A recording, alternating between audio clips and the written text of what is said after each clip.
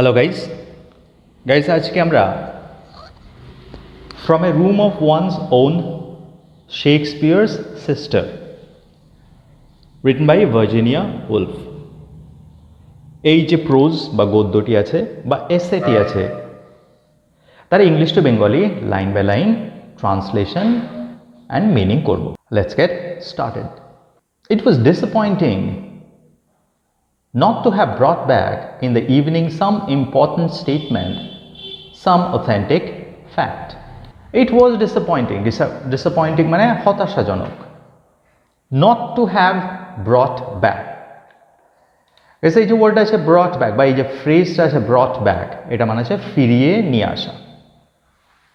তাহলে এখানে Virginia Wolf কোনো একটা জিনিস যেটাকে তিনি ফিরিয়ে আনতে পারেননি বা বাড়ি নিয়ে আসতে পারেননি সেটার ব্যাপারে হতাশ।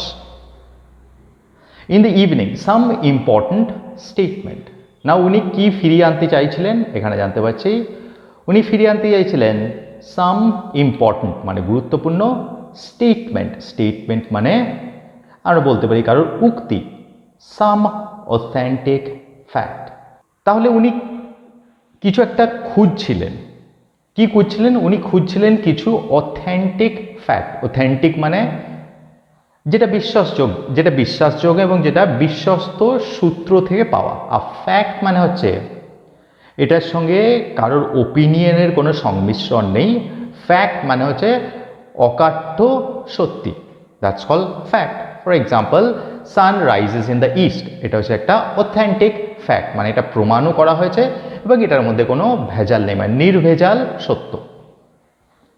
তো উনি কিছু নির্ভেজাল সত্য খুঁজছিলেন এবং সেটা উনি খুঁজে পাননি বলে she was disappointed. Women are poorer than men because this or that. তারপর একটা স্টেটমেন্ট হচ্ছে women are poorer, মানে যারা মেয়ে তারা ছেলেদের থেকে বেশি গরিব হয়। this or that, শুধুমাত্র এই একটা স্টেটমেন্ট নয়, এই রকম আরও অনেক ধরনের স্টেটমেন্ট বলা হয়। তাহলে এই উইমেন আর পুয়ারার দ্যান ম্যান, এটা মনে হচ্ছে যে we are having a comparison. একটা কম্প্যারিজন হচ্ছে উইমেন আর মেনের মধ্যে এবং তার মধ্যে বলা হয়েছে উইমেনরা মেনদের থেকে বেশি গরিব হয়। Perhaps now it would be better to give up seeking for the truth and receiving on one's head an avalanche of opinion hot as lava, discolored as dish water. Perhaps now it would be better to give up seeking for the truth. Now Virginia Woolf বলছেন যে এখন এই সময়টা উপযুক্ত সময় হবে give up মানে হাল ছেড়ে দেওয়া। কিসের হাল ছেড়ে দেওয়া? Seeking for truth. উনি কি ট্রুথটা খুঁজছেন সেটা আমরা আস্তে আস্তে যত এসেটা পড়বো সেটা জানতে পারবো। যাই হোক, তো উনি একটা সত্যি খুঁজছিলেন, সেই খোঁজাটা বন্ধ করার এটাই উপযুক্ত সময়, এটা ভার্জিনিয়া উলফ বলছেন। অ্যান্ড রিসিভিং, তাহলে এই যে গিভ আপ বলেছে না, এই গিভ আপ কি করবেন? সিকিং দ্য ট্রুথ, এটা একটা জিনিস, মানে সত্যিটা খোঁজার চেষ্টা করা, এটা বন্ধ করবেন। আর কি বন্ধ করবেন? And receiving on one's head an avalanche of opinion. এবং উনি কী করতেন? এই সত্যের খোঁজে বা ওই অথেন্টিক ফ্যাক্টের খোঁজে উনি বিভিন্ন মানুষজনের সঙ্গে কথা বলতেন এবং তাদের কাছ থেকে তাদের ওপিনিয়ন বা মতামত নিতেন। তো ভার্জিনিয়া উলফ দেখছেন এইসব করে আসলে অথেন্টিক ফ্যাক্টের দিকে এগোনো যায় না, সেই জন্য এগুলোকে উনি গিভ আপ করতে চাইছেন বা করা বন্ধ করতে চাইছেন। নাও অ্যাভালাঞ্চ মানে বোঝা যাচ্ছে যে প্রচুর পরিমাণে, মানে যখনই কাউকে জিজ্ঞাসা করা হয় তারা তাদের মতামত জেনারেসলি দেয়। বাট এই যে তারা তাদের মতামত দেয় সেগুলোর মধ্যে একটা বৈশিষ্ট্য আছে, সেই বৈশিষ্ট্যটা কি? সেগুলো হচ্ছে হট অ্যাজ লাভা। না, এই সিমিলিটা ভার্জিনিয়া উলফ কেন ইউজ করেছেন যে সে ওপিনিয়নগুলো হট অ্যাজ লাভা কেন? হট অ্যাজ লাভা মানে উনি বলতে চাইছেন যে এই ওপিনিয়নগুলোর মধ্যে লট অফ ইমোশনস থাকে এবং লট অফ হিটেড ডিসকাশনের মতো হয়েছে, মানে এটা একটা ওয়ান সাইডেড ওপিনিয়ন বলা হয়, যেখানে শুধুমাত্র একটা পক্ষেরই পক্ষপাত করা হয় এবং সেটা বেশ রাগের সঙ্গে এবং অনেক প্যাশনের সঙ্গে করা হয়, সেই জন্য হট অ্যাজ লাভা। সেই ওপিনিয়নগুলো নট অনলি ওপিনিয়ন, তাহলে বোঝা যাচ্ছে সেগুলো হচ্ছে যে বলছে তার বদ্ধমূল ধারণা, তার মধ্যে সত্যতা থাকতেও পারে বা নাও থাকতে পারে, কিন্তু সেগুলো হচ্ছে বদ্ধমূল ধারণা, এবং কারোর বদ্ধমূল ধারণা সে যখন বলে তখন তার সঙ্গে সে অনেক প্যাশন মিশ্রিত করে বলে। Because those opinions had a lot of emotions in it, অনেক ইমোশন থাকে বলে সেগুলো হচ্ছে হট অ্যাজ লাভা। কিন্তু ডিসকালার্ড অ্যাজ ডিশ ওয়াটার। নাও ডিশ ওয়াটার এটার কথা একটু ভাবো। ডিশ ওয়াটার মানে কি, যে একটু নাতিশীতোষ্ণ গরম জল করা হয় এবং সেই জলের মধ্যে যখন এঁঠো ডিশগুলোকে ধোয়া হয় তখন ধুতে ধুতে সেই জলটা কীরকম হয়ে যায়, দেখবে সেই জলটা আস্তে আস্তে একটু ধোঁয়াটে হয়ে যায় এবং ওখানের মধ্যে অনেক এঁটো কাটা থাকে এবং অপরিষ্কার অস্বচ্ছ ধোঁয়াটে জলের রঙটা হয়ে যায়, সেই জন্যই ডিসকালার্ড। না ওই ডিসকালার্ড ডিশ ওয়াটারের সঙ্গে এই ওপিনিয়নকে উনি কেন তুলনা করছেন, মানে উনি বলতে চাইছেন এই ওপিনিয়নগুলো দে আর নট নেসেসারিলি ট্রান্সপারেন্ট বা স্বচ্ছ, সেগুলো স্বচ্ছ হয় না এবং সেগুলোর মধ্যে সত্যতা কম থাকে, এবং সেই জন্যেই উনি এই ওপিনিয়নগুলোকে হট অ্যাজ লাভার সাথে সাথে অসত্য বা ভুল বলছেন। এই ওপিনিয়নগুলো বেশিরভাগ সময় কি হয়, ডিশ ওয়াটারের মতো মার্কি, মানে অস্বচ্ছ এবং ভ্রান্ত হয়। It would be better. Now সেই জন্য উনি কী করছেন, উনি বলছেন এইসব করা বন্ধ করতে হবে। I will stop taking opinions of others because they are not true. তার পরিবর্তে উনি কী করবেন, উনি বলছেন it would be better to draw the curtains, to shut out distractions, to light the lamp, to narrow the enquiry and ask the historians.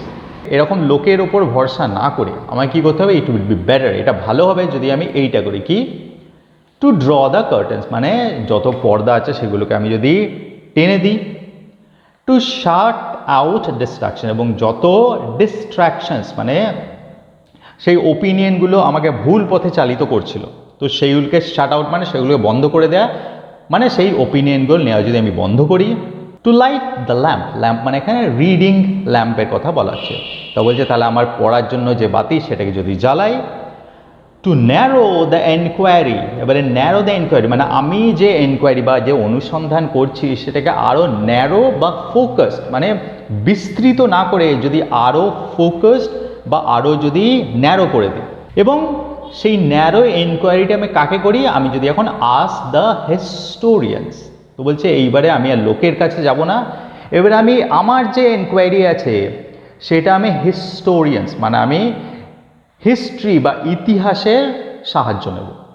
এইটা Virginia Wolf decide করলেন যে আমি যদি অথেন্টিক ফ্যাক্ট পেতে চাই তাহলে ইতিহাসই হচ্ছে একমাত্র উপায়। Who records not opinions but facts, এবং কেন উনি ইতিহাসের সাহায্য নিতে চাইছেন, কারণ ইতিহাসে কি রেকর্ড করা থাকে বা কি লেখা থাকে বা কি সংরক্ষণ করে রাখা থাকে, ফ্যাক্টস মানে সত্য, যেটা সত্য সেটাই লেখা থাকে, ওখানে কারোর ওপিনিয়ন্স বা ব্যক্তিগত মতামত লেখা থাকে না। To describe under what conditions women lived not through the ages but in England say in the time of Elizabeth. না আমরা এই শেষ লাইনটায় এসে এই প্যারাগ্রাফে জানতে পারছি যে উনি কোন অথেন্টিক ফ্যাক্ট খোঁজার চেষ্টা করছেন এবং কোন অথেন্টিক ফ্যাক্ট খোঁজার জন্য উনি লোকের ওপিনিয়ন নিচ্ছিলেন। কি বলছেন, সেই অথেন্টিক ফ্যাক্টটা হচ্ছে describe under what conditions women lived. তো উনি এটা জানতে চাইছিলেন যে কি ধরনের পরিস্থিতির মধ্যে মহিলারা বসবাস করতেন, এবং উনি বলছেন not throughout the ages. ওই যে আগে বলেছিলেন যে ন্যারো মাই এনকোয়ারি, এখানে বলেছিলেন না ন্যারো মাই এনকোয়ারি, তার মানে উনি বলছেন যে আমি এর আগে মেয়েরা কী ধরনের পরিস্থিতিতে বসবাস করতো সেটা আমি জানতে চাইছি না, সেটাকে আমি ন্যারো করে, সেই জন্য বলছেন not throughout the ages, মানে যুগ যুগ ধরে কিভাবে মেয়েরা তাদের জীবন ধারণ করছে সেটা আমি জানতে চাইছি না, আমি ওটাকে আরও ন্যারো করে ইন ইংল্যান্ডে say in the time of Elizabeth, ধরে নেওয়া যাক এলিজাবেথের সময়ে ইংল্যান্ডে মহিলাদের স্ট্যান্ডার্ড অফ লিভিং বা তাদের জীবনযাত্রার প্রণালী কীরকম ছিল, এইটাই আমি জানতে চাইছি। এবং এটা জানার জন্য আমি কি করছি, আমি এখন হিস্টোরিয়ানসদের বা হিস্ট্রির সাহায্য নিতে চাইছি। দেখি এই অ্যাপ্রোচটা নিয়ে আমি কোনো অথেন্টিক ফ্যাক্ট বা কোনো সত্যতে পৌঁছাতে পারি কিনা। So this is the meaning of the first paragraph of From a Room of One's Own, written by Virginia Woolf. For it is a perennial puzzle why no woman wrote a word of that extraordinary literature when every other man, it seemed, was capable of a song or sonnet. Now, for it's a perennial puzzle. Now, এখানে আস্তে আস্তে আরও এই ব্যাপারটা পরিষ্কার হচ্ছে যে Virginia Wolf উনি কোন জিনিসটা এস্টাবলিশ করতে গিয়েছেন বা কোন ট্রুথটা খুঁজছেন। পেরিনিয়াল মানে এটা বলা যেতে পারে চিরজীবী বা অনেক বছর ধরে চলে আসছে। বলছে অনেক বছর ধরে এই পাজলটা চলে আসছে, এই ধাঁধাটা চলে আসছে, মানে এই ধাঁধাটার কোনো সমাধান হয়নি। কি সেই ধাঁধাটা? সেই ধাঁধাটা হচ্ছে why no women wrote a word of that extraordinary literature when every other man it seemed was capable of song or sonnet. Now Elizabeth, এই এলিজাবেথ মানে কুইন এলিজাবেথের যে সময়টার কথা এখানে ভার্জিনিয়া উলফ বলতে চাইছেন সেই সময়টা হচ্ছে 1558 to 1603, 1558 থেকে 1603। বলছে সেই সময়ে এভরি আদার ম্যান মানে যত পুরুষ ছিল সবাই সক্ষম ছিল কি হয় গান লিখতে বা সনেট লিখতে। মানে ওই এলিজাবেথের ওই সময়ে মানে মনে হতো যে প্রায় সব পুরুষই হয় সং লিখতে পারে বা সনেট লিখতে পারে। নাও কোন সময়ের কথা? ওই এক্সট্রাঅর্ডিনারি লিটারেচার মানে ওই এলিজাবেথিয়ান সময়ে, মানে 1558 থেকে 1603 মধ্যে সেই সময়টাকে বলা হতো লিটারেচার, মানে ইংল্যান্ডে লিটারেচারে একটা অসাধারণ সময়। এবং সেই সময়ে লিটারেচার এত ইমপ্রুভ করে বা প্রোগ্রেস করে যে প্রত্যেককেই মানে প্রত্যেক পুরুষই সনেট বা সং লিখতে পারত। যখন সেই সময়ে সব পুরুষই সং বা সনেট লিখতে পারত, তাহলে মহিলাদের কাছ থেকে এরকম একটা সং বা সনেটও কেন এলো না? That is her question. যে ছেলেরা যখন লিখতে পারছে তাহলে মেয়েরা কেন লিখতে পারলো না? What were the conditions in which women live? তারপরে উনি মনে করছেন তাহলে হতে পারে তাদের সেরকম পরিস্থিতি ছিল না। সেই জন্য এই প্রশ্নটা উনি উত্তর খুঁজছেন। কি প্রশ্নটা? যে কি পরিস্থিতির মধ্যে তাহলে সেই সময়ে মহিলারা বা মেয়েরা বসবাস করতো। আই আস্কড মাইসেলফ, আমি নিজেকে জিজ্ঞাসা করলাম। For fiction ইম্যাজিনেটিভ work that is not dropped like a payable upon the ground as science may be. উনি তারপরে বলছেন এই প্রশ্নটা নিজের মনকেই করছেন। তারপরে উনি বলছেন ফর ফিকশন মানে যে ধরনের গল্পগুলো কল্পনা প্রসূত। আচ্ছা, লেখা দু ধরনের হয়, একটা হচ্ছে ফিকশন, একটা হচ্ছে নন ফিকশন। ফিকশন মানে যেটা কল্পনা প্রসূত, আর নন ফিকশন মানে যেটা বাস্তবতার সঙ্গে জড়িত। ফর এক্সাম্পল, চাঁদের পাহাড় ইজ এ ফিকশন। আবার একটা বই আছে রিচ ড্যাড পুয়ার ড্যাড। সেই রিচ ড্যাড পুয়ার ড্যাড ওখানে কীভাবে তুমি ইনভেস্টমেন্টগুলোকে বা তোমার রোজগারকে বাড়াতে পারো বা তোমার সঞ্চয় করে রাখতে পারো সেটা বলা হয়েছে। তাহলে সেটা হচ্ছে নন ফিকশন। তো যাই হোক, বলছে ফিকশন যখন লেখা হয় সেটা হচ্ছে ইম্যাজিনেটিভ ওয়ার্ক দ্যাট ইজ, মানে সেটা কি কল্পনা প্রসূত কাজ। তাহলে পুরোটা এরকম দাঁড়ালো, for fiction ইম্যাজিনেটিভ work that is not dropped like a payable upon the ground as science may be. তাহলে ফিকশনটা কি আমরা দেখলাম? সেটা হচ্ছে কল্পনার সংমিশ্রণ থাকে, সেটা সায়েন্সের মতো নয়। নাও সায়েন্সকে কিসের সঙ্গে তুলনা করা হয়েছে? এখানে একটা উদাহরণ বা মেটাফোর দেওয়া হয়েছে, is not dropped like a payable. এটার খুব সিম্পল একটা মানে আছে। এটার মানে হচ্ছে সম্ভবত উনি গ্র্যাভিটেশনাল ফোর্স বা মধ্যাকর্ষণ শক্তিকে বলছে। যে সায়েন্স বলছে যে একটা যদি আমি নুড়ি পাথর নিই এবং সেটাকে যদি শূন্যে তুলে আমি ছেড়ে দিই তাহলে সেটা গ্রাউন্ডের উপরে এসেই পড়বে। এটা হচ্ছে ধ্রুব সত্য বা বাস্তব এবং এটার অনেক প্রমাণ আছে সায়েন্টিফিকলি। তাহলে এর সঙ্গে কোনো কল্পনার সংমিশ্রণ করা যাবে না বা করার কোনো অবকাশও নেই। তাহলে this is about science. But fiction সেটা হচ্ছে সম্পূর্ণভাবে কল্পনার উপর নির্ভর করে করা হয়। সো সেই জন্য উনি বলতে চাইছেন what is the difference between fiction and non fiction. তো উনি বলছেন ফিকশন তো এরকম বাস্তবতার সঙ্গে সরাসরি যুক্ত থাকে না। ফিকশন কীরকম হয়? Fiction is like a spider's web. তাহলে ফিকশনটা কীরকম? ফিকশনটা হচ্ছে একটা স্পাইডার বা একটা মাকড়সার জালের মতো। এবং তারপরে এটাকে উনি এই মেটাফোরটাকে উনি এক্সপ্লেন করছেন। তাহলে আমরা দেখতে পেলাম ড্রপ লাইক এ পেবল মানে সায়েন্স মানে বাস্তবতার সঙ্গে সরাসরিভাবে জড়িত, কিন্তু মাকড়সার জাল হচ্ছে ফিকশনের সঙ্গে জড়িত। কিভাবে? উনি বলছেন attached ever so slightly perhaps, বলছে এই মাকড়সার জালকে দেখলে মনে হবে যে সেটা খুব আলগাভাবে, অ্যাটাচ মানে জড়িয়ে আছে, but still attach to life at all four corners. Very important. বলছে তাকে আপাত দৃষ্টিতে মানে মাকড়সার জালকে আপাত দৃষ্টিতে দেখে মনে হবে যে এটা খুবই আলগাভাবে অ্যাটাচড আছে, কিন্তু তুমি যদি দেখো দেখবে ওর চারটে কর্নার, অল ফোর কর্নার, চারটে কর্নার কিন্তু চারটে দিকে অ্যাটাচ করা আছে। মানে এটা নয় যে এটা বাতাসে ভাসছে। প্রথমে আপাত দৃষ্টিতে মনে হবে যে এটা আলগাভাবে বাতাসে ভাসছে, কিন্তু আমরা যদি আরও গভীরভাবে দেখি সেই মাকড়সার জালটাকে তাহলে বুঝতে পারবো না এটা চারটে দিকে কিন্তু অ্যাটাচ করা আছে। না, এখানে দেখো একটা কথা আছে লাইফ। লাইফ তার মানে বলা হচ্ছে যে ফিকশনের কাজগুলো আপাত দৃষ্টিতে কল্পনা প্রসূত মনে হলেও সেটার সঙ্গেও বাস্তবতার একটা সংযোগ আছে। মানে যিনি লিখছেন উনি বাস্তবতার থেকে ইন্সপিরেশন নিয়ে বা উদ্বুদ্ধ হয়েই কিন্তু ওই ইম্যাজিনেটিভ বা ফিকশনটাকে লিখছেন। That is the reason attach to life at all four corners. Often the attachment is scarcely perceptible, আর সেটাই বলছেন যে scarcely মানে কদাচিৎ, perceptible মানে বোঝা যায় বা দেখা যায়। বলছে এই অ্যাটাচমেন্টগুলোকে একটু দূর থেকে দেখলে প্রায় বোঝাই যায় না। শেক্সপিয়ার্স প্লেস ফর ইনস্ট্যান্স, তারপর উনি একটা উদাহরণ দিচ্ছেন যে দেখা যাক একটা শেক্সপিয়ারের প্লে বা নাটকের কথা। Seem to hang there completely by themselves. না, একটা যদি শেক্সপিয়ারের নাটক আমরা পড়ি উদাহরণস্বরূপ তাহলে দেখবো সেটাকে দেখে মনে হবে সেটা seems to hang there completely by themselves, মানে এটা সম্পূর্ণ কল্পনা প্রসূত এবং যিনি লিখেছেন ওনার কল্পনার থেকেই এই পুরো নাটকটা এসছে। এটা আপাত দৃষ্টিতে দেখলে বোঝা যায়। When the web is pulled askew, যেরকমভাবে একটা মাকড়সার জালকে পুলড অ্যাস্কিউ মানে তির্যকভাবে যদি টানা হয়, hooked up at the edges, এরকম যদি তির্যকভাবে টানা হয় তখন দেখা যাবে যে মাকড়সার জালগুলো যে চারটে প্রান্তে অ্যাটাচ ছিল সেই অ্যাটাচমেন্টগুলো থেকে যায়, hooked up at the edges, torn in the middle, মাঝখানটা ছিঁড়ে গেছে। একটা মাকড়সার জালকে তির্যকভাবে টানলে কিন্তু ঠিক এই জিনিসটাই হয়। তাহলে তার সঙ্গে শেক্সপিয়ারের প্লের কি সম্পর্ক সেটা দেখা যাক। One remembers that these webs are not spun in mid-air by incorporeal creatures.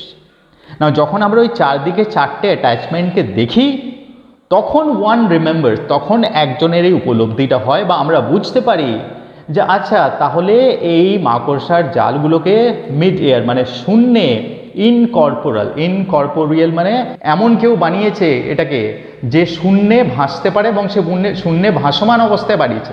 এই যে আমাদের উপলব্ধি সেটা ভেঙে যায় যখন আমরা ওটাকে তির্যকভাবে টানিয়ে দেখি যে চারটে প্রান্তে অ্যাটাচমেন্ট আছে, তখন বোঝা যায় যে আচ্ছা ওই অ্যাটাচমেন্টগুলো ধরে ধরেই এটাকে বোনা হয়েছে। But are the work of suffering human beings and are attached grossly material things like health, money and the houses we live in. নাও তাহলে দেখো এই যে আমরা এখানে এই দুটো লাইনের মধ্যে আমরা সেই তির্যকভাবে মাকড়সার জালটাকে টানলে আমরা কি উপলব্ধি করতে পারবো সেটা বুঝতে পারলাম। ঠিক সেরকমভাবেই এই শেক্সপিয়ার প্লে এটাকেও যদি তির্যকভাবে টানা হয়, তার মানে এখানে বলা যাচ্ছে যদি সেটাকে কাটাছাড়া করা হয় বা ক্রিটিক্যালি অ্যানালিসিস করা হয়, মানে আরও ডিপে যে অ্যানালিসিস করা হয়, তাহলে আমরা বুঝতে পারবো সেই আর্ট মানে শেক্সপিয়ারের প্লে এটা একটা art work related to the sufferings of human beings, মানে মানুষের দুঃখ কষ্ট যন্ত্রণা সেটার সঙ্গে যুক্ত, অ্যাটাচড, আবার কিসের সঙ্গে attached to grossly material things, এবং সেইগুলো আমরা দেখব সেইগুলো পার্থিব জিনিসের সঙ্গে সরাসরিভাবে যুক্ত। তাহলে যে কোনো একটা ফিকশন যেটা মনে হয় আপাতদৃষ্টিতে কল্পনা প্রসূত সেইগুলোও কিন্তু সাধারণ জীবন থেকে ইন্সপিরেশন নিয়েই সৃষ্টি করা হয়েছিল, সেটাই ভার্জিনিয়া উলফ এখানে প্রমাণ করতে চাইছেন। For example like health, money and the houses we live in, মানে আমরা যে ধরনের বাড়িতে বসবাস করি, টাকা পয়সা, আমাদের শরীর স্বাস্থ্য, এই সমস্ত মেটেরিয়াল জিনিসের সঙ্গে একটা কল্পনাপ্রসূত আর্টওয়ার্কের বা একটা প্লের বা একটা পোয়েমের বা একটা স্টোরির সরাসরি কিন্তু যোগাযোগ আছে। I went therefore to the shelf where the historians stand, যে আমি সেই সেলফ মানে সেই তাকের কাছে গেলাম যেখানে হিস্ট্রি, যেখান থেকে ইতিহাস জানা যায়, মানে আমি সেই ধরনের বইয়ের খোঁজ করতে লাগলাম যেখানে হিস্ট্রি ব্যাপারে লেখা আছে। And took down one of the latest professor Trevelyan's history of England, এবং তারপরে সেখানে গিয়ে আমি একটা বই খুঁজে খুঁজে বের করলাম যে বইটা প্রফেসর ট্রেভেলিয়ান লিখেছিলেন, এবং সেই বইটার নাম কি ছিল? History of England. Once more I looked up women, found position of and turned to the pages indicated. তারপরে আমার ওই যে বইটা ছিল হিস্ট্রি অফ ইংল্যান্ড, সেই বইতে ওই যে আমি বলেছিলাম যে আমি আমার অনুসন্ধানকে আরও ন্যারো বা ক্ষুদ্র করতে চাই, সেই জন্য আমি পুরো বইটা না পড়ে লুকড আপ উইমেন, আমি খুঁজতে লাগলাম সেই চ্যাপ্টারগুলো যেখানে মহিলাদের ব্যাপারে লেখা আছে। তারপরে ফাউন্ড একটা খুঁজে পেলাম চ্যাপ্টার যেটা কি লেখা আছে? পজিশন অফ উইমেন, এটা লেখা আছে। তো আমি সরাসরি সেই চ্যাপ্টারে চলে গেলাম and turn to the pages indicated, মানে আমি সরাসরি যে চ্যাপ্টারে উইমেন, পজিশন অফ উইমেন এইটার ব্যাপারে লেখা আছে সেই চ্যাপ্টারে চলে গেলাম। Wife beating I red. তারপরে ভার্জিনিয়া উলফ বলছেন আমি যখন সেই চ্যাপ্টারটা পড়তে শুরু করলাম তাহলে একটা কথা পেলাম, ওয়াইফ বিটিং মানে স্ত্রীকে প্রহার করা, ওয়াজ রেকগনাইজ রাইট অফ ম্যান। সেই হিস্ট্রির রেকর্ডে লেখা আছে কেউ যদি নিজের স্ত্রীকে প্রহার করে সেটা হচ্ছে কোনো ভুল কিছু না, সেটা হচ্ছে একটা পুরুষের রাইট মানে অধিকার। And was practised without shame by high as well as low. Practice মানে এবং এটার একটা প্রথা ছিল, প্র্যাকটিস উইদাউট শেম, এবং কোনো লজ্জা ছাড়াই তখনকার যারা পুরুষ ছিল তারা এই জিনিসটা করতো।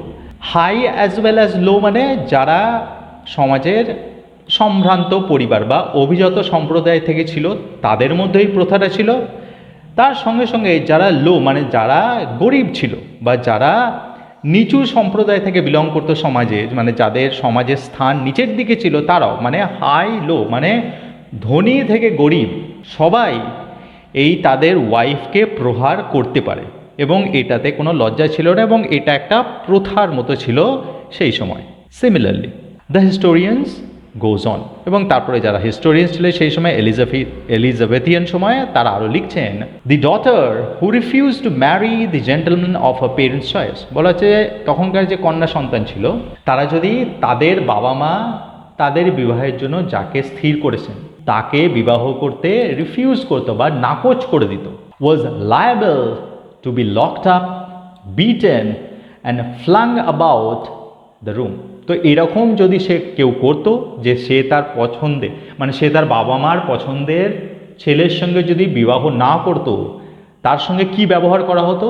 she was liable মানে যোগ্য, কি টু বি লকড আপ, সে এটার যোগ্য ছিল যে তাকে যেন একটা ঘরে বন্দি করে রাখা হয়, বিটেন প্রহার করা হয়, ফ্লাং অ্যাবাউট দ্য রুম এবং একটা রুমের মধ্যে তাকে যেন ছুঁড়ে ফেলা হয়। তার মানে তার উপরে যথেষ্ট মানসিক এবং দৈহিক প্রহার করা হতো এবং সেইটা সে যোগ্য ছিল, সেটাই সেই হিস্ট্রিতে লেখা আছে। Without any shock being inflicted on public opinion. Now এরকম যদি হতো এবং সেটা যদি প্রকাশ্যে আসতো, সেই পাবলিক ওপিনিয়নের মধ্যে কোনো শক থাকতো না, যে তারা অবাক হয়ে যেত না বা তারা এটা নিন্দা করতো না যে দেখো ওই মেয়েটি তার বাবা মার পছন্দের পাত্রের সঙ্গে বিবাহ করছে না বলে তার সঙ্গে এত কিছু করা হচ্ছে। So that means it was kind of normalised, মানে সেই যুগে সেই সমাজে মেয়েদের সঙ্গে যখন এরকম ব্যবহার করা হতো তখন সেটার জন্য কোনো নেগেটিভ ওপিনিয়ন বা কোনো বিরোধ কোনো দিক দিয়ে আসতো না। ইনফ্লিক্টেড মানে প্রদান করা, মানে পাবলিক ওপিনিয়নের মধ্যে কোনো শক দেখা যেত না, মানে it was absolutely normal. Marriage was not an affair of personal affection. আর বিবাহের কথা যদি বলা যায় তাহলে সেই বিবাহ ভালোবাসার একটা বন্ধন ছিল না, বাট অফ ফ্যামিলি অ্যাভারেজ, লোভ, সম্পত্তি বা টাকা পয়সার লোভকে বলে অ্যাভারেজ। তো বলছে এই যখন ম্যারেজ হতো সেটা দুজন দুজনকে ভালোবাসে এবং তারই একটা পরিণতি, সেরকম কিছু ছিল না, এটা ছিল দুটো পরিবারের লোভের একটা ফলাফল, particularly in the chivalrous upper classes. এবং এই ধরনের প্রথা বেশি জনপ্রিয় ছিল অভিজাত সম্প্রদায়ের মধ্যেই। আর চিভালরাস মানে যারা রমণী রজক বলা হয়, মানে যারা মহিলাদের সম্মোহিত করতে পারে বা মহিলাদের খুব তাড়াতাড়ি ইমপ্রেস করতে পারে, তাদেরকে বলা হয় চিভালরাস। এবং যারা জানে যে মহিলাদের সঙ্গে কিভাবে ব্যবহার করতে হয় বা কথা বলতে হয়, যাদেরকে বলা হয় চিভালরাস। তো এই প্রথাটা আপার ক্লাসের মধ্যে বেশি প্রচলিত ছিল। বিথ্রোল মানে বাগদান often took place while one or both the parties was in the cradle। তার মানে এটা একটু তির্যকভাবে বলছেন ভার্জিনিয়া উলফ যে তাদের বাগদান সম্পূর্ণ হয়ে যেত যখন তারা তাদের ক্রেডেল মানে শিশুদের যে বিছানা হয় তাকে বলা হয় ক্রেডেল, বলছে তারা যখন সেই ক্রেডেলে থাকতো তখনই তাদের বাগদান সম্পূর্ণ হয়ে যেত। তখন কি হতো আপার ক্লাসের মধ্যে যে একটা আপার ক্লাস অন্য আপার ক্লাসের সঙ্গেই বিবাহ করতে পারে, যাতে ওই দুটো আপার ক্লাসের দুটো পরিবার মিলিত হলে তাদের যেন টাকা পয়সায় বা ওয়েলথে বৃদ্ধি হয়, সেটার জন্যই সেই লোভেতেই একটা ধনী পরিবার আর একটা ধনী পরিবারের ছেলে বা মেয়ের সঙ্গে বিবাহ দিত। এবং এই বিবাহটা দিতে তারা এতটাই মরিয়া ছিল, বাগদানটা তারা জন্মের কিছুদিন পরেই দিয়ে দিত। And marriage when they were scarcely out of nurses charge. আর বলছে তাদের বিবাহ নার্সেস চার্জ মানে তারা যখন হয়তো জাস্ট একটু হাঁটতে বা কথা বলতে বা চলতে ফিরতে শিখেছে, ঠিক সেই সময় মানে এত কম সময়ের মধ্যেই বা এত কম বয়সেই তাদের বিবাহটা দিয়ে দেওয়া হতো। That was about 1470। নাও এই ধরনের প্রথা কখন ছিল, এগুলো সবই কিন্তু হিস্ট্রি থেকে ভার্জিনিয়া উলফ জানতে পারছে। সেটা ছিল 1470, সুন আফটার চসার্স টাইম। চসার একজন বিখ্যাত অথর ছিলেন।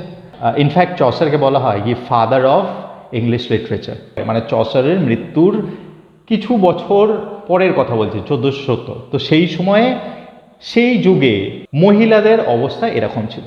The next reference to the position of women is some 200 years later। না তারপরের রেফারেন্স টানা হচ্ছে 200 বছর পরে, মানে 1670 খ্রিস্টাব্দের কথা বলা হচ্ছে। In the time of Stuarts, during the reign of British House of Stuart, মানে 1603 থেকে 1649 আর 1660 থেকে 1714।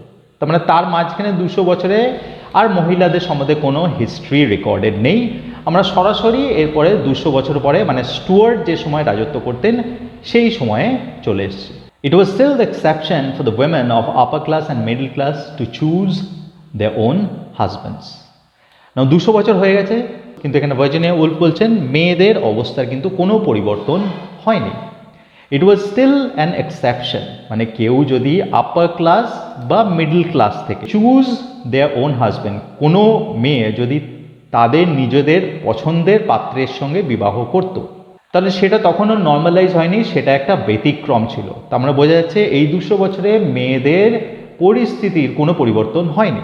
And when the husband has been assigned, he was lord and master so far at least as law and custom could make him।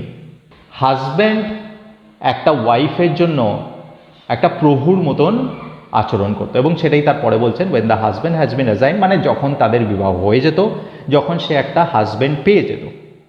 he was lord a master, সে হয় ছিল একটা প্রভু বা একটা মাস্টারের মতো। so far at least as law and custom could make him, এবং সে কতটা প্রভু সুলভ বা মাস্টার সুলভ আচরণ করত, যতটা তার প্রথা তাকে করতে অ্যালাউ করত। Yet even so professor Trevelyan concludes, তারপরে প্রফেসর ট্রেভলিয়ান কনক্লুডস মানে এই সিদ্ধান্তে আসছেন বা এটা বলে শেষ করছেন যে neither Shakespeare's woman nor those of authentic 17th century memoirs like the Verneys and the Hutchinsons seem wanting in personality and character।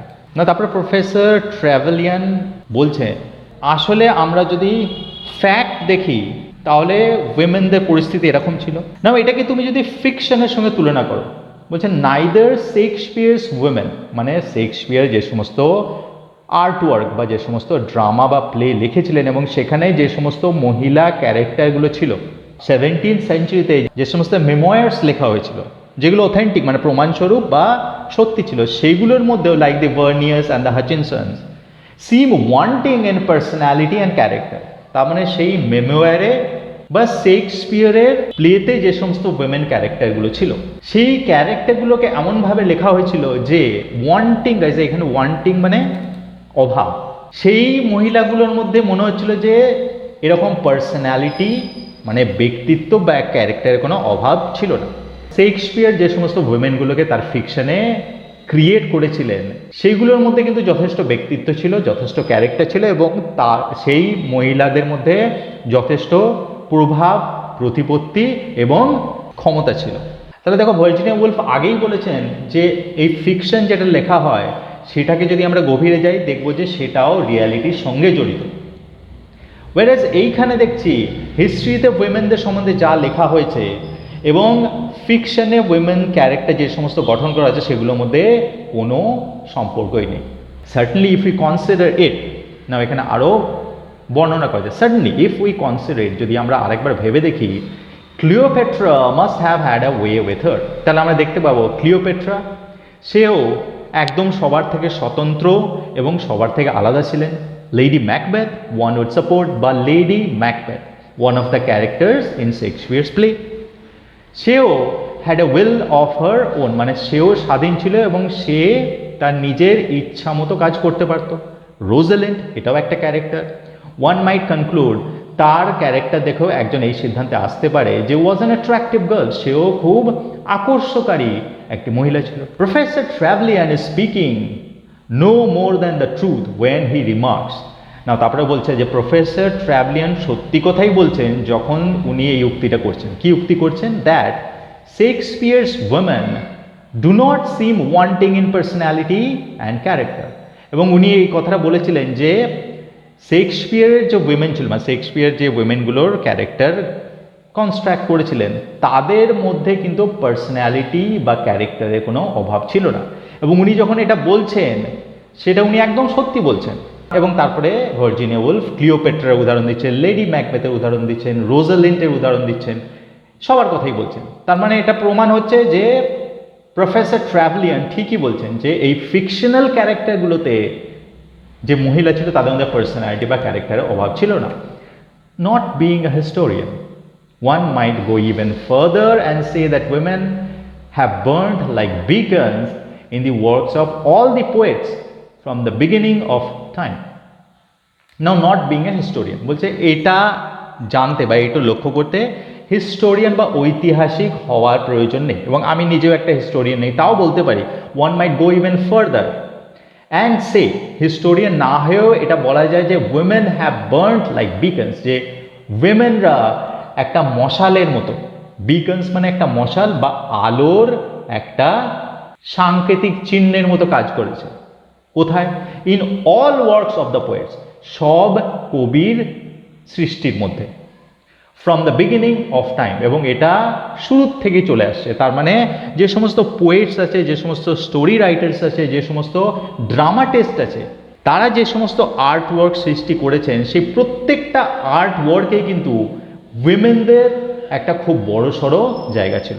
তারপরে উনি এক্সাম্পল দিচ্ছেন, Clytemnestra, Antigone, Cleopatra, Lady Macbeth, Phedre, Cressida, Rosalind, Desdemona, the Duchess of Malfi among the dramatist, আবার নাট্যকারদের মধ্যেও।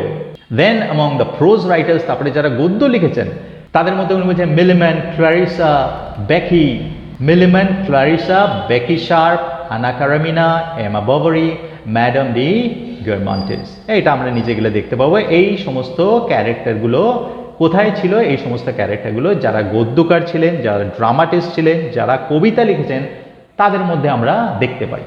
The names flock to mind, এবং এই ধরনের নামগুলো ঝাঁকে ঝাঁকে আমাদের মনে আসতে থাকে।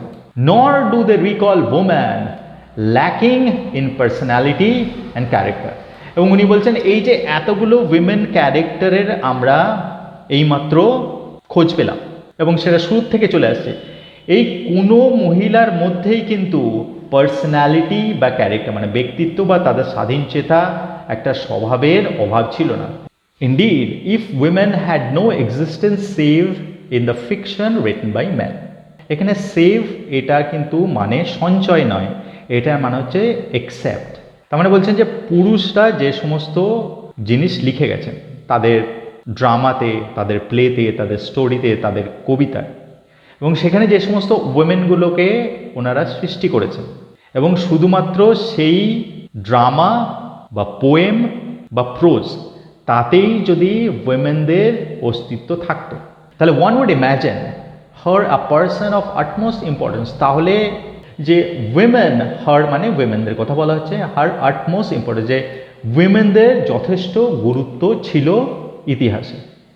শুধুমাত্র তাদের গুরুত্ব ছিল তাই না, দে ওয়ার ভেরি ভ্যারিয়াস মানে তারা ওয়ান ডাইমেনশনাল ছিল না, তাদের ব্যক্তিত্বের অনেক দিক ছিল, মানে তারা বহুমুখী প্রতিভার অধিকারী ছিলেন। কীরকম সেই প্রতিভা?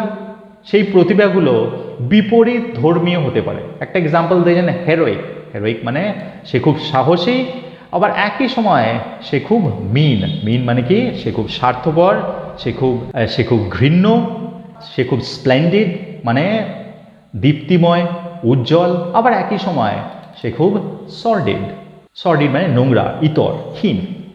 যদি আমরা সেই ফিকশনগুলোতে তাদের অস্তিত্বটা খোঁজার চেষ্টা করি, তাহলে আমাদের এই ভুলটা হতেই পারে যে তখনকার যুগে যে মহিলা ছিল তারা সত্যি খুব গুরুত্বপূর্ণ ছিল এবং তারা অনেক প্রতিভার অধিকারী ছিলেন, এবং তারা যখন একই ধারে হেরোইক অ্যান্ড স্প্লেন্ডিড ছিলেন, আবার কিছু কিছু পার্সোনালিটি ছিল তারা মিন এবং সর্ডিডও ছিলেন। আবার তাদের মধ্যে কী ছিল, আবার কিছু কিছু পার্সোনালিটি কীরকম ছিল, ইনফিনিটলি বিউটিফুল, এবং তাদের সৌন্দর্যের কোনো সীমা ছিল না, and hideous in the extreme. আবার কিছু কিছু ছিল তারা কী ছিল, কদাকার ছিল, এবং তারা চরম কদাকার ছিল, হিডিয়াস ইন দ্য এক্সট্রিম। তাহলে এই বিভিন্ন দিক ফুটে উঠবে, as great as a man. এবং এটা আমাদের ভুল হতে পারে যে একটা পুরুষ তারও এরকম বিভিন্ন সত্তা আছে, সেই রকম একটা মহিলার মধ্যেও এরকম অনেক বিপরীত ধর্মী সত্তা আছে, সামথিং ইভেন গ্রেটার। এবং বলছেন যে যদি আমরা ফিকশনটাকে বিশ্বাস করি সত্যি হিসেবে, তাহলে অনেকে শুধুমাত্র মহিলাদের পুরুষের সমান ভাববে তাই নয়, কেউ কেউ আবার পুরুষদের থেকেও বেশি গুরুত্বপূর্ণ, পুরুষদের থেকেও বেশি বৈচিত্র্যময় মহিলাদের ভাবতেই পারে। But this is women in fiction. কিন্তু এই সমস্ত ভাবার কারণ নেই, কারণ এইগুলো সঙ্গে ফ্যাক্টের কোনো সম্পর্ক নেই। কারণ এই যে ওমেনগুলো ছিল তাদের অস্তিত্ব শুধুমাত্র কোথায় ছিল, কল্পনাতেই ছিল। In fact as professor Trevelyan points out, one was locked up, beaten and flung about in the room. তারপর প্রফেসর ট্রাভলাইন বলছেন যে কিন্তু ফ্যাক্টে আমরা যদি যাই, যদি আমরা হিস্টোরিক্যাল ফ্যাক্ট নিই, ফ্যাক্ট মানে যেটা সত্যি, নট ফিকশন, যেটার মধ্যে কল্পনার কোনো সংমিশ্রণ নেই, তাহলে দেখব সেই চিত্রটা সম্পূর্ণ ধরনের আলাদা। সেখানে আসলে মহিলাদের লকড আপ মানে জোর করে বন্দি করে রাখা হতো, তাদেরকে প্রহার করা হতো, মারধর করা হতো, ফ্লাং অ্যাবাউট দ্য রুম, এবং তাদেরকে একটা রুমের মধ্যে সারা জীবন ছুঁড়ে ফেলে রাখা হতো। তাহলে why there is the vast difference between fact and fiction, সেই উত্তরটা কিন্তু আমরা খোঁজার চেষ্টা করছি। কিন্তু ভার্জিনিয়া উলফ আমাদের আগেই বলে দিয়েছেন এটা হওয়ার কথা নয়, ফ্যাক্টের সঙ্গে ফিকশনের একটা সম্পর্ক থাকে। কিন্তু আমরা শুধুমাত্র এই ওমেনদের ক্ষেত্রে দেখতে পাচ্ছি যে ফিকশন আর ফ্যাক্ট এর মধ্যে কোনো মিল নেই। A very queer composite being thus emerges. তো বলছে তাহলে আমরা এখন পর্যন্ত হিস্ট্রি আর মানে ফ্যাক্ট আর fiction, specially in case of women, মহিলাদের ব্যাপারে যেটা জানতে পারলাম, সেটা থেকে একটা জিনিস উঠে আসছে, আ ভেরি কুইয়ার মানে কি, অদ্ভুত, কম্পোজিট মানে সংমিশ্রণ, মানে একটা অদ্ভুত সংমিশ্রণ আমরা পাচ্ছি, বা একটা অদ্ভুত সংমিশ্রণ আমাদের সামনে উঠে আসছে। সেটা কিরকম? Imaginatively she is of highest importance. Now ফিকশনে আমরা দেখলাম যে যত ক্যারেক্টার ক্রিয়েট করা হয়েছে উইমেনদের, they were of highest interest, মানে তাদেরকে একদম সর্বোপরি গুরুত্ব দেওয়া হয়েছে। বাট প্র্যাকটিক্যালি মানে ফ্যাক্ট মানে সত্যিটা হচ্ছে শি ইজ কমপ্লিটলি ইনসিগনিফিকেন্ট, কিন্তু আসলে তারা ছিল সম্পূর্ণভাবে ইনসিগনিফিকেন্ট মানে তুচ্ছ। She pervades poetry from cover to cover. এখানে প্রবেশ মানে অ্যাকচুয়ালি অনুপ্রবেশ করা। একটি মহিলার অনুপ্রবেশ ঘটে একটা পোয়েট্রিতে কভার টু কভার, মানে শুরু থেকে শেষ পর্যন্ত। মানে একটা পোয়েট্রিতে ওয়ারাজ আমি দেখতে পাবো যে একটা পোয়েট্রি পুরো লেখা হয়েছে প্রথম থেকে শেষ পর্যন্ত একটা উইমেনকে উদ্দেশ্য করে। She is all but absent from history. কিন্তু তাহলে পোয়েট্রিতে শুরু থেকে শেষে আমাদের মহিলাদের পাবো, ড্রামাতে আমরা একটা মহিলার, একটা স্ট্রং মহিলার উল্লেখ পাবো, একটা প্রোজে আমরা পাবো, কিন্তু একটা জায়গা থেকে এই মহিলাদের সম্পূর্ণভাবে সরিয়ে দেওয়া হয়েছে। সেটা কোথায়? হিস্ট্রি, মানে ইতিহাসে দেখা যাচ্ছে মহিলাদের কোনো স্থান নেই। So this is very strange. She dominates the lives of kings and conquerors in fiction. তারপরে আরও ভার্জিনিয়া উইলফ বলছেন শি ডমিনেটস মানে উনি আয়ত্তে করে রাখেন লাইভস অফ কিংস অ্যান্ড কনকারার্স, মানে যারা রাজা, যারা যোদ্ধা, তাদেরকে আয়ত্তে করে রাখে একটা মহিলা। কিন্তু কোথায় হয় সেটা? সেটা একটা ফিকশন হয়। But in fact she was the slave of any boy whose parents force a ring upon her finger. নাও দেখো ভার্জিনিয়া উলফ কি সুন্দরভাবে কন্ট্রাস্টটা দেখাচ্ছেন। কিন্তু তুমি যদি আবার বাস্তবে ফিরে আসো তাহলে দেখবে একটা ছেলে যে জোর করে, সে কিন্তু নিজের ইচ্ছা নয়, একটা বয় হুজ পেরেন্টস ফোর্স এ রিং আপন হার ফিঙ্গার, যার বাবা মা জোর করে একটা মেয়েকে একটা আংটি পরিয়ে দিচ্ছে। এবং এরকম একটা বিবাহ হওয়ার পরে বাস্তবতায় সেই মেয়েটা সেই ছেলেটার কৃতদাস, এখানে স্লেভ কথাটা ইউজ করা হয়েছে, মানে কেনা গোলামে পরিণত হয়েছে। মানে তাদের সঙ্গে এমনভাবে ব্যবহার করা হয় তারা যেন সেই ছেলেটার কেনা গোলাম। This is the vast gap. বলছে এই এত বড় একটা গ্যাপ আমরা ফ্যাক্ট আর ফিকশনের মধ্যে পাচ্ছি। Some of the most inspired words, some of the most profound thoughts in literature fall from her lips. তারপরে আবার উনি বলছেন যে ইন্সপায়ারমেন্ট উদ্বুদ্ধকারী শব্দ। বলছে লিটারেচার মানে সাহিত্যের যত বিখ্যাত শব্দ বা যত বিখ্যাত প্রোফাউন্ড মানে খুব গভীর থটস আছে, চিন্তাভাবনা আছে, সেগুলো কিন্তু সব মহিলাদের মুখ থেকেই এসছে। But in real life she could hardly read. কিন্তু বাস্তবতাটা কি? আসলে বাস্তবে সে পড়তেই পারে না।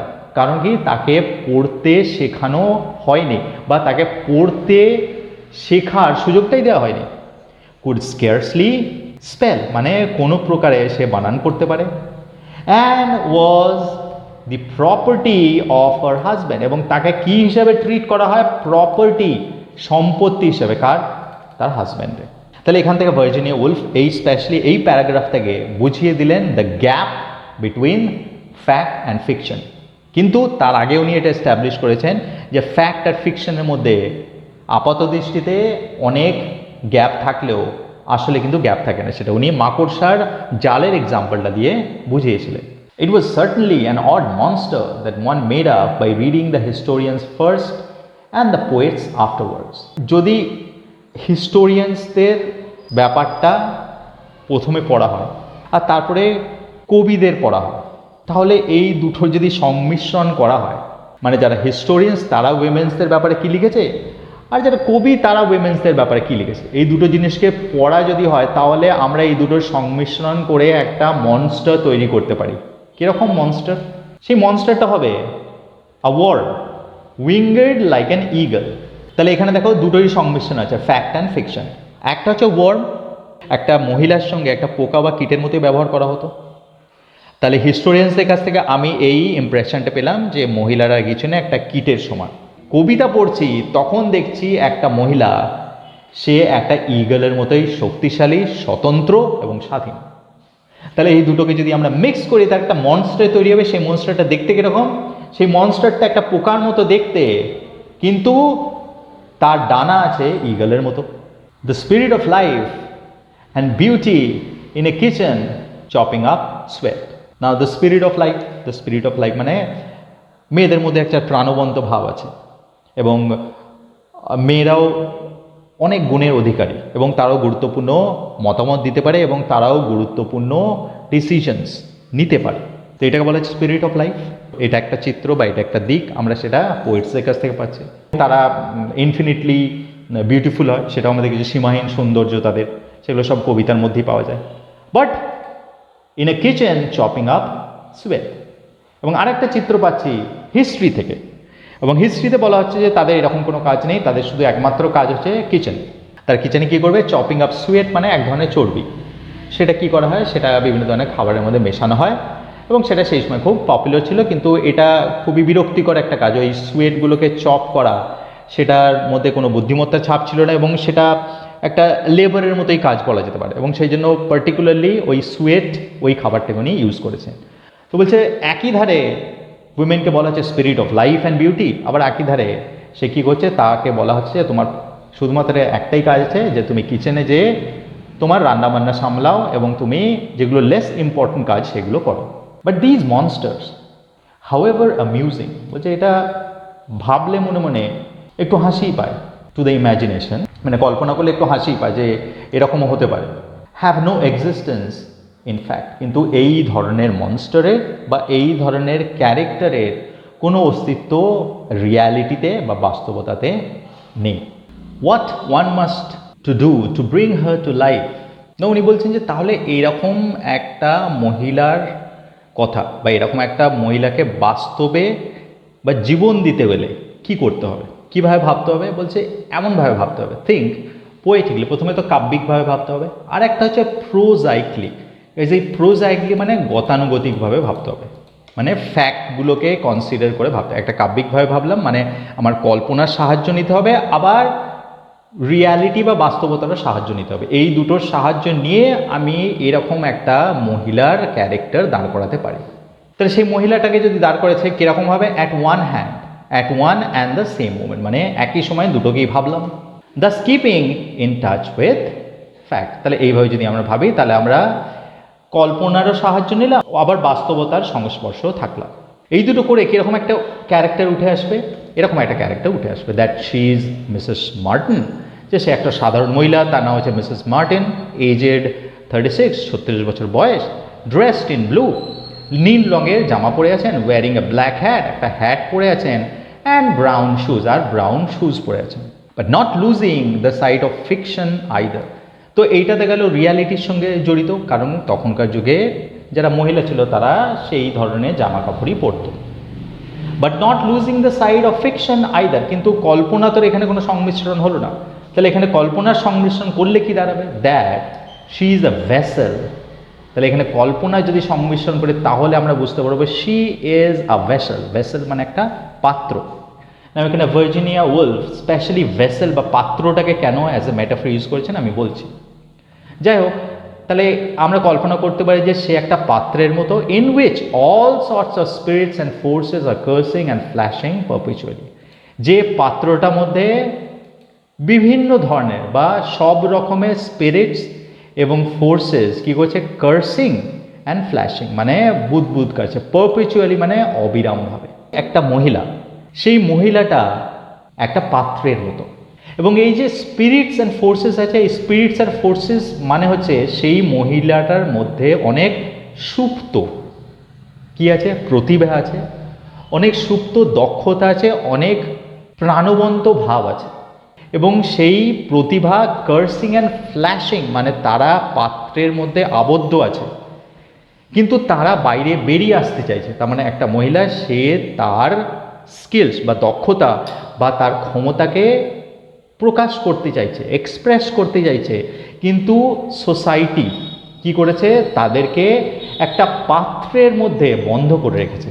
এবং বলা হচ্ছে যে এই যে মহিলাদের মধ্যে এত এনার্জি আছে এবং তারাও যে সত্যিই কিছু করতে চায় এবং তাদের মধ্যেও একটা সহজাত প্রতিভা আছে, সেটা কিন্তু পারপেচুয়াল মানে হচ্ছে অবিরাম, মানে এরকম নয় যে সেটা কোনো এক সময় এসে আবার নিভে যায়।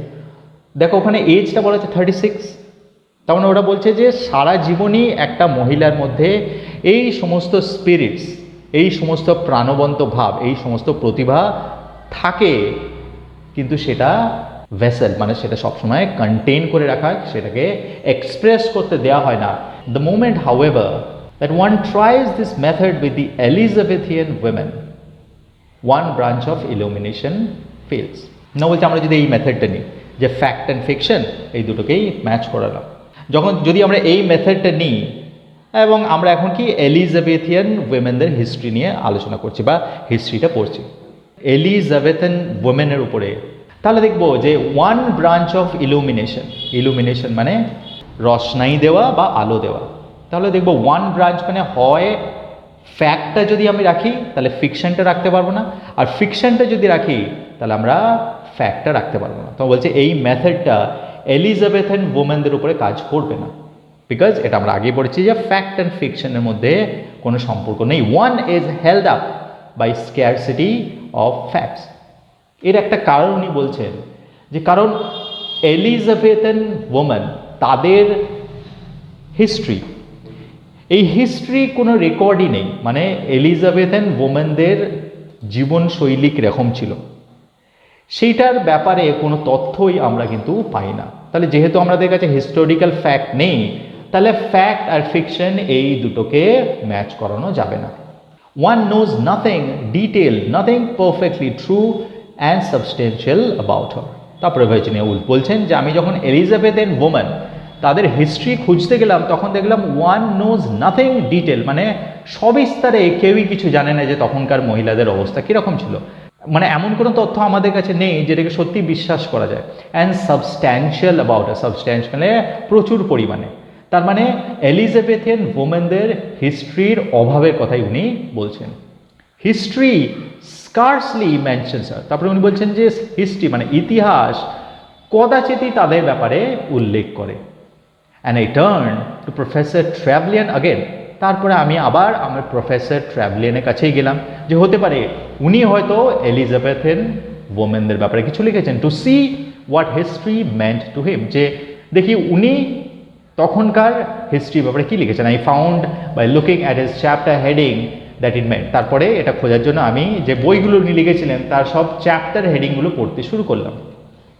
তারপর আমি দেখলাম সেই চ্যাপ্টার হেডিংগুলো এরকম ছিল: the manor code and the methods of open field agriculture, the subsistence and sheep farming, the cruises, the university, the House of Commons, the 100 Years' War, the Wars of the Roses, the Renaissance scholars, the dissolution of monasteries, agrarian and religious strife, the origin of English sea power, the Amanda, এরকম। তার মানে এখানে দেখো কোথাও চ্যাপ্টারের নামেতেই মহিলাদের উল্লেখ নেই। And so on. Occasionally, an individual woman is mentioned. কখনো কখনো হয়তো কোনো কোনো একটা মহিলার কথা উল্লেখ করা হয়, an Elizabeth or a Mary। কিন্তু যখন occasionally কোনো একটা মহিলার ব্যাপারে উল্লেখ করাও হয় তখন যে মহিলাটার ব্যাপারে উল্লেখ করা হয় সে হচ্ছে একটা এলিজাবেথ or a Mary। আর queen or a great lady, মানে যদি সেই মেয়েটার সম্ভ্রান্ত পরিবার থেকে হয় বা অভিজাত সম্প্রদায় থেকে হয় তখনই সেই মহিলাটা একটু উল্লেখ ইতিহাসে পেয়েছে, তাছাড়া নয়। By no possible means could middle class women with nothing but brains and character at their command now have taken part in any of the great movements. এখানে অনেকগুলো ব্যাপার আছে, একটু আলাদা আলাদাভাবে দেখে নিই না। এখানে একটা কথা আছে, দেখো গ্রেট মুভমেন্টস, গ্রেট মুভমেন্টস মানে যে সমস্ত বিপ্লব হয়েছিল ইতিহাসে এবং যে বিপ্লবের ফলে ইতিহাসের দিকটাই পরিবর্তিত হয়ে গেছিল সেগুলোকে বলা হয় গ্রেট মুভমেন্টস। না এই সমস্ত যে গ্রেট মুভমেন্টস হয়েছিল সেই গ্রেট মুভমেন্টস বা বিপ্লবের অংশীদার বা পার্টিসিপেট কারা করেছিল, সেখানে কিন্তু মহিলারা এবং পুরুষরা উভয়েই পার্টিসিপেট করেছিল। But by no means could middle class women with nothing but brains and character at their command have taken part in any of the great movements which brought together constitute the historians view of the past। Now historians view of the past মানে historians বা ঐতিহাসিক তারা ইতিহাসটাকে বা তারা পাস্টটাকে যেভাবে দেখেন, কিভাবে দেখেন তারা পাস্ট দেখতে তারা আইডেন্টিফাই করেন ইম্পর্টেন্ট মুভমেন্টস বা কী ধরনের বিপ্লব হয়েছিল সেইগুলো নিয়ে। এবং আমরা দেখলাম যে ট্র্যাভেলিয়ান যে সমস্ত চ্যাপ্টারগুলো লিখেছিল ওখানে দেখবে বেশিরভাগ চ্যাপ্টারই উৎসর্গিত ছিল ওই মুভমেন্টসগুলোর উপরেই। ঐতিহাসিকরা যখন এই সমস্ত মুভমেন্টসের কথা লিখেছিলেন সেই মুভমেন্টসে শুধুমাত্র যে সমস্ত পুরুষ ছিল এবং সেই পুরুষদের সেই মুভমেন্টে কী ভূমিকা ছিল সেটাই কিন্তু হিস্টোরিয়ানসরা লিখে গেছেন। সেইখানে বাই নো পসিবল মিনস মানে এরকম সম্ভবই ছিল না যে একটা মিডল ক্লাস মহিলা মিডল ক্লাস মানে একটা যে আপার ক্লাস থেকে বিলং করে না। আমরা আগে দেখলাম যে খুব কদাচিৎ মহিলাদের উল্লেখ করা হতো, এবং যে সমস্ত মহিলাদের উল্লেখ করা হতো হিস্ট্রিতে তাদেরকে হয় আপার ক্লাস থেকে বিলং করতে হতো বা তাদেরকে অভিজাত সম্প্রদায় থেকে বিলং করতে হতো। কিন্তু ওয়াইরাস একটা মিডল ক্লাস উইমেনের সম্ভবই ছিল না ইতিহাসের পৃষ্ঠায় স্থান পাওয়া। তাহলে এইখানে দেখো ভার্জিনিয়া উলফ বলছেন যে এরকম নয় যে সেই সময় মানে এলিজাবেথিয়ান যুগে এই ধরনের মহিলার অভাব ছিল, এবং এটা কিন্তু উনি আগেই প্রমাণ করে দিয়েছেন। এই জিনিসটা একটু ইম্পর্ট্যান্ট, একটু বুঝে নাও যে উনি আগেই প্রমাণ করে দিয়েছেন যে এই রকম উইমেনদের বাস্তবে থাকা সম্ভব, এবং এরকম উইমেন বাস্তবে ছিল, কিন্তু ইটস জাস্ট দ্যাট তাদেরকে হিস্ট্রিতে স্থান দেওয়া হয়নি। একজন যদি মিডল ক্লাস হয়, even though she is beautiful, even though she is very intelligent, even though she has strong characters, এবং তারাও গ্রেট মুভমেন্টে অংশগ্রহণ করলেও তাদের ব্যাপারে হিস্টোরিয়ানসরা কিছু লেখেননি। Nor shall we find her in any collection of anecdotes. বলছে তাহলে এই মুভমেন্টে তারা সমানভাবে অংশগ্রহণ করলেও তাদের উল্লেখ পাই না। এছাড়া অ্যানেকডোটস, অ্যানেকডোটস মানে যেটাকে বলা হয় গল্প, কাহিনী বা উপাখ্যান। বলছে এই অ্যানেকডোটস, কালেকশন অফ অ্যানেকডোটসেও মানে ছোট ছোট গল্প, এতেও তারা স্থান পায়নি। অব্রি হার্ডলি মেনশনস হার।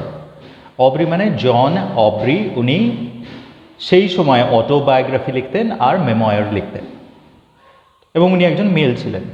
তো বলছে ওনার মেমোয়ারের মধ্যেও হার মানে এখানে উইমেনদের কথা বলা হচ্ছে, উইমেনদের কোনো উল্লেখ নেই। She never rights her own life.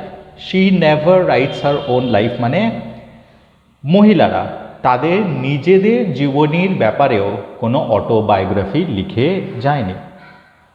And scarcely keeps a diary, এবং মহিলাদের লেখা কোনো ডায়েরিরও খোঁজ হিস্ট্রিতে পাওয়া যায় না।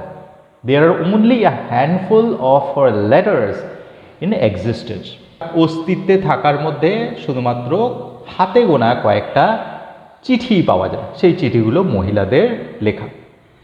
She left no plays or poems by which we can জাজ হার। শি মানে মহিলারা, মহিলারা কোনো প্লে বা পোয়েমও লিখে যায়নি যে প্লে বা পোয়েমের মাধ্যমে তাদেরকে আমরা জাজ করতে পারি। What one wants I thought, তখন ভার্জিনিয়া উলফ বলছেন যে আসলে দরকার কি, আমার যেটা মনে হয় সেটা হচ্ছে, and why does not some brilliant student at Newnham or Girton supply it? Virginia Wolf বলছেন তাহলে হিস্ট্রিতে কোনো হিস্টোরিয়ান মহিলাদের ব্যাপারে লিখে যায়নি, কোনো মহিলা তার নিজে অটোবায়োগ্রাফি লিখে যায়নি, কোনো মহিলার দ্বারা লেখা কোনো ডায়েরিরও খোঁজ পাওয়া যায় না। তাহলে এই যে হিস্ট্রিতে উইমেনদের ব্যাপারে তথ্যের অভাব আছে, সেই অভাবটা পূরণ করার জন্য দুটো কলেজের স্টুডেন্টসদের উনি আহ্বান করছেন। সেই দুটো কলেজের নাম হচ্ছে নিউনহ্যাম অ্যান্ড গার্টন, এবং এইগুলো তখন মহিলাদের কলেজ ছিল, উইমেন্স কলেজ ছিল। তো উনি ইনফ্যাক্ট যখন ওখানে স্পিচ দিতে গিয়েছিলেন ওই স্পিচটাতেই এই যে আমরা এখন যেটা পড়ছি সেটা বলেছিলেন। তো সেই জন্য ওই দুটো কলেজের উল্লেখ করলেন এবং বললেন যে এই দুটো কলেজে তো অনেক উজ্জ্বল প্রতিভাধারী স্টুডেন্টরা আছে, তারা কেন এই ব্যাপারটার ইনিশিয়েটিভ নিচ্ছে না, তারা কেন মেয়েদের হিস্ট্রি ব্যাপারে খোঁজ খবর লাগাচ্ছে না যে কোথায় এই তথ্যটা পাওয়া যাবে। Is a mass of information. তো আমাদের কী চাই, আমাদের এই একটু এখানে একটু ইনফরমেশন ওখানে একটু ইনফরমেশন এরকম ছেঁড়া ছেঁড়া ইনফরমেশন চাই না, আমাদের একসাথে অনেক তথ্যের প্রয়োজন মহিলাদের ব্যাপারে। তারপরে বলছেন for example at what age did she marry, she মানে উইমেনদের কথা বলেছে। ফর এক্সাম্পল যে মহিলাদের কত বছর বয়সে বিয়ে হতো সেই সময় মানে এলিজাবেথিয়ান যুগে। How many children had she as a rule, মানে তখন নিয়ম হিসাবে একটা মহিলাকে কতগুলো সন্তান সন্ততির জন্ম দিতে হতো সেই তথ্যটা। What was her house like, তার বাড়িটা কীরকম ছিল। Had she a room to herself, তার কি নিজের ব্যক্তিগত পড়াশোনা করার জন্য বা নিজের ব্যক্তিগত সময় কাটানোর জন্য কোনো রুম ছিল। Did she do the cooking, সে কি শুধুমাত্র রান্নাই করতো? Would she be likely to have a servant, তার বাড়ির কাজকর্ম বা রান্নাবান্না করার জন্য, তার সঙ্গে সাহায্য করার জন্য কি কোনো চাকর বাকর ছিল? All these facts lie somewhere, presumably, in parish registers and account books. এই যে মহিলাদের সম্বন্ধে এই সমস্ত তথ্যগুলো, মানে তাদের জীবন প্রণালী কীরকম ছিল, সেইগুলো হিস্ট্রিতে বা হিস্টোরিয়ানদের লেখা বা বিখ্যাত যারা হিস্টোরিয়ান ছিল তাদের লেখায় আমরা পাচ্ছি না। কিন্তু ভার্জিনিয়া উলফের মতে কোথাও না কোথাও খুব আনইম্পর্ট্যান্ট ডকুমেন্টসের মধ্যে এগুলোকে রেজিস্টার করা আছে। এবং উনি বলছেন এক্সাম্পল কি পারিশ রেজিস্টার্স, মানে ধরো পারিশ মানে যে রেজিস্টারগুলো বা যে ডকুমেন্টেশনে সেই সময়ে অত গুরুত্ব ছিল না, যেমন আমাদের এখানে পঞ্চায়েতের ডকুমেন্টকে বলা যেতেই পারে, তবে সেই রেজিস্টারে হয়তো এই তথ্য কোথাও না কোথাও লিখিত আছে। অর অ্যাকাউন্ট বুকস, বা যেখানে দেওয়া নেওয়ার হিসাব হতো সেখানে হয়তো কোথাও মহিলাদের ব্যাপারে কিছু লেখা আছে। The life of average Elizabethan woman must be scattered about somewhere. তারপরে ভার্জিনিয়া উলফ একটা আন্দাজ করছেন যে একটা অ্যাভারেজ এলিজাবেথিয়ান ওম্যান, মানে একটা মিডল ক্লাস এলিজাবেথিয়ান ওম্যানের ব্যাপারে এই সমস্ত তথ্যগুলো কোথাও এক জায়গায় জড়ো করা নেই, স্ক্যাটার্ড, মানে এই কোনো কিছুটা তথ্য হয়তো পারিশ কোনো রেজিস্টারে, কিছুটা তথ্য হয়তো কোনো অ্যাকাউন্টস বুকে, এইভাবে বিভিন্ন জায়গায় ছড়িয়ে আছে।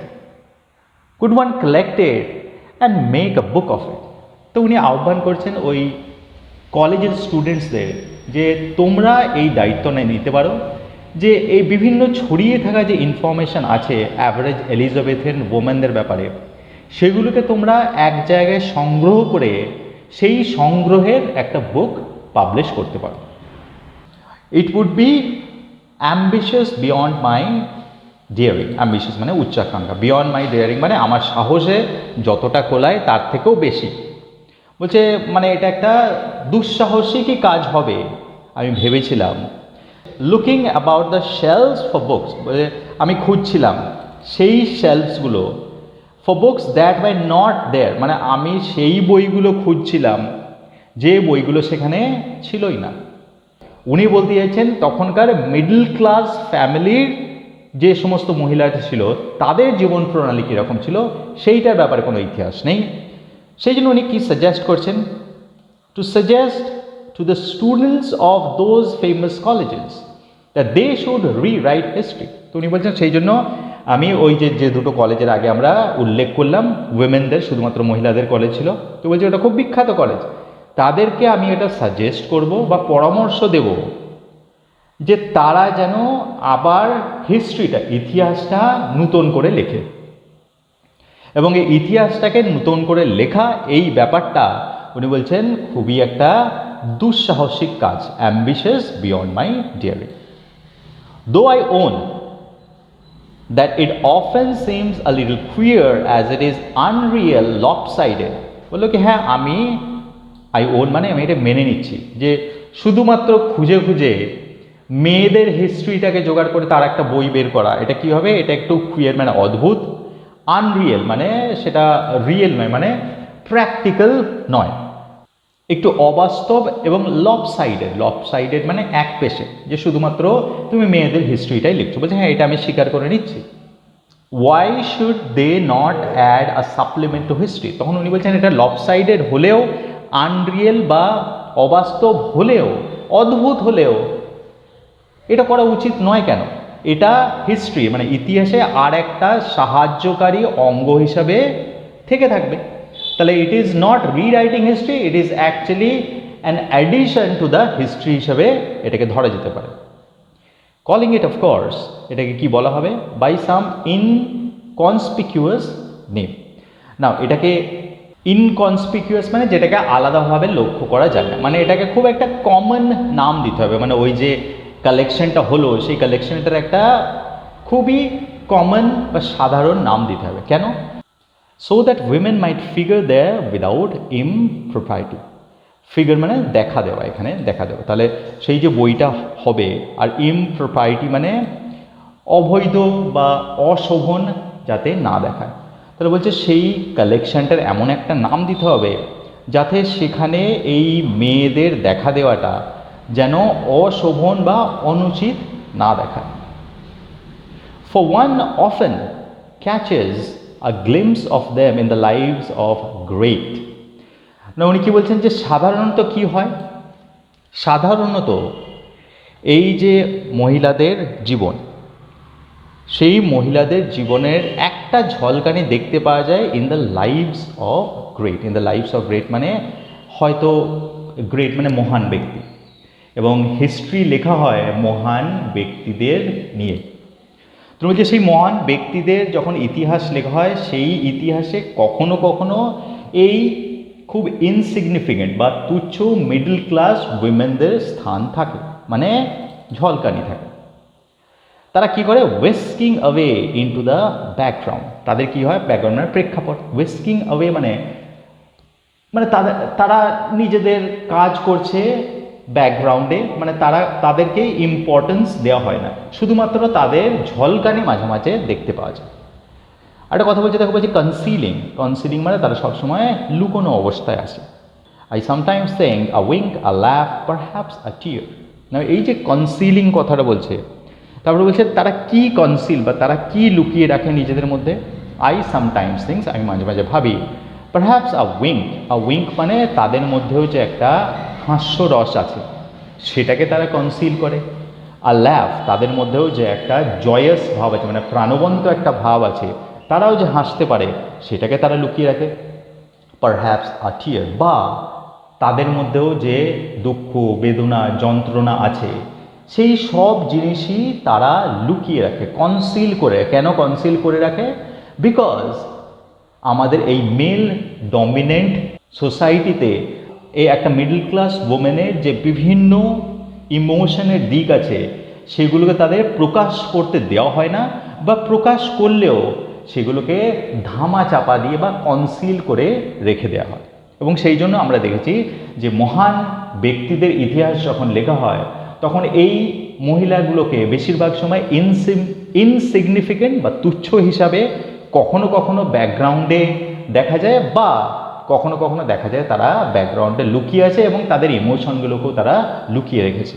And after all we have lives enough of Jane Austen. এবং তারপরে উনি একটু ফেড আপ হয়ে গেছেন এবং উনি বলছেন যে after all we have lives enough of Jane Austen. Jane Austen একজন খুব বিখ্যাত লেখিকা ছিলেন, এবং যেহেতু উনি খুব বিখ্যাত লেখিকা ছিলেন সেই জন্য ওনার ব্যাপারে প্রচুর হিস্ট্রি আছে। এবং সেই জন্য উনি বলছেন যে যে সমস্ত গ্রেট বা মহান ব্যক্তিত্ব ছিল তাদের ব্যাপারে আমাদের কাছে যথেষ্ট হিস্ট্রি আছে, আর তাদের ব্যাপারে হিস্ট্রি না থাকলেও চলবে। ইট scarcely seems necessary to consider again the influence of tragedies of Joanna Baillie upon the poetry of Edgar Allan Poe. তার এই যে জোয়ানা বেলি, উনি একজন অভিজাত সম্প্রদায়ের মহিলা ছিলেন এবং ওনার ব্যাপারেও অনেক লেখালেখি হয়েছে। তিনি বলছেন ইট স্কার্সলি সিমস নেসেসারি, বলছে এটাকে কদাচিতই প্রয়োজন মনে হয় টু কনসিডার আগেন, যে আবার ভাবনা চিন্তা করা অ্যাবাউট দ্য ইনফ্লুয়েন্স, যে জোয়ান বেইলির এডগার অ্যালান পোয়ের পোয়েট্রির উপরে কী প্রভাব আছে। মানে এইগুলো নিয়ে অনেক লেখালেখি হয়েছে, অনেক আলোচনা হয়েছে, অনেক হিস্ট্রি লেখা হয়েছে। তাহলে এই জেন অস্টেন, জোয়ানা বেইলি, শুধু এদের ব্যাপারেই কেন হিস্ট্রি থাকবে? What about the middle class women? মানে মিডল ক্লাস উইমেন যাদের মধ্যেও অনেক সম্ভাবনা লুকিয়ে আছে, যাদের মধ্যেও অনেক ইমোশনস আছে, তাদের চাওয়া পাওয়ার ব্যাপারে কোনো হিস্ট্রি নেই কেন? As for myself, I should not mind if the homes and haunts of Mary Russell Mitford were closed to the public for a century at least. তারপরে উনি এত ফেড আপ হয়ে গেছেন, উনি বলছেন তুমি যদি আমাকে জিজ্ঞাসা করো তাহলে আমি বলবো এই যে ম্যারি রাসেল মিটফোর্ড, ইনিও একজন বিখ্যাত সেই সময় এলিজাবেথেন যুগের মহিলা ছিলেন এবং এনাকে নিয়ে অনেক হিস্ট্রি আছে, অনেক লেখা আছে। উনি বলছেন এই যে বিখ্যাত ব্যক্তি ম্যারি রাসেল মিটফোর্ড, জোয়ানা বেইলি, তারপরে জেন অস্টেন, এদের ব্যাপারে তো যথেষ্ট হলো। তুমি বলছেন এবং তাদের যে ঘর, হোমসগুলো, তারা কোন বাড়িতে বসবাস করত, এবং হর্নস মানে হচ্ছে বাসস্থান, এবং হর্নস কথাটা স্পেশালি এখানে ইউজ করেছেন ভার্জিনিয়া উলফ। তার মানে এই হর্নস মানে হচ্ছে বারবার একই জায়গাকে ঘুরে ফিরে দেখা। হর্নস মানে হচ্ছে বারবার যে চিন্তাগুলো ঘুরে ফিরে আসে। তো বলছে এই যে এদের বাড়ি, তারা কীরকম বাড়িতে থাকতো, তারা কোন চেয়ারগুলো ব্যবহার করতো, এই সমস্ত জিনিস তো অনেক হলো। তিনি বলছেন নেক্সট 100 বছরের জন্য তাদের এই বাড়িগুলোকে কমন পাবলিকের দেখার থেকে বন্ধ করে দিলেও কোনো অসুবিধা হবে না, অ্যাটলিস্ট ফর এ সেঞ্চুরি। তার মানে এই যে তাদের একটা ওয়ার্শিপ করা হয়, মানে তাদেরকে যতটা অ্যাটেনশন পাওয়া দরকার তার থেকে বেশি অ্যাটেনশন দেওয়া হয়, এই ব্যাপারটায় ভার্জিনিয়া উলফের অসুবিধা আছে। তো উনি এই জন্যেই ওনার তিক্ততা ব্যক্ত করছেন।